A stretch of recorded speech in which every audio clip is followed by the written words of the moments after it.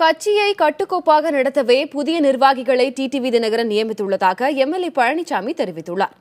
Chennai அடையாறில் TTV தினகரனை சந்தித்து வாழ்த்து பெற்ற பின் செய்தியாளர்களிடம் பேசிய அவர், ஆட்சியை முதலமைச்சர் எடப்பாடி பழனிசாமி சிறப்பாக வழிநடத்துவதாக கூறியுள்ளார்.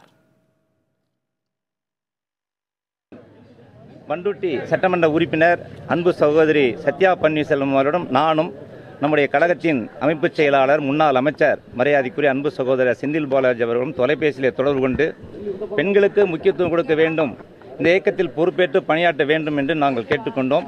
அவர்களும் அதற்கு ஒத்துக்கொண்டு கழகத்தினுடைய துணை பொதுச் செயலர் நீங்கள் சொல்லுங்கள், எந்த பதவி கொடுத்தாலும் அந்த பதவியை ஏற்று நான் சிறப்பாக செயல்படுகிறேன் என்று சொன்னார்கள்.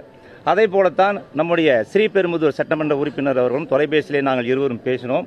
அவரும் பொறுப்பு எதை வழங்கினாலும் அந்த பொறுப்பை ஏற்று இந்த கழகத்திற்காக உழைக்க தயாராக இருக்கிறோம் என்று சொன்னார்கள். பொதுவாக கழகத்திலே பொறுப்பு கிடைக்கப்பெற்றால் இந்த வாய்ப்பை பயன்படுத்தி கொண்டு இது போன்ற ஒரு சோதனையான காலகட்டத்தில் இப்போ ஏற்பட்ட ஒரு பொறுப்பு நமக்கு வந்திருக்கிறதே என்ற வாய்ப்பை பயன்படுத்தி கொண்டு இந்த கழகத்திற்காக உழைக்க முன் வந்தால் நிச்சயமாக அவர்களுக்கு ஒரு நல்ல பெயர் இருக்கும். ஆனால் திடீரென்று இது போன்ற ஒரு அறிக்கை வெளியிட்டிருக்கிறார்கள். அது மிகவும் மன வருத்தத்தை தருகிறது.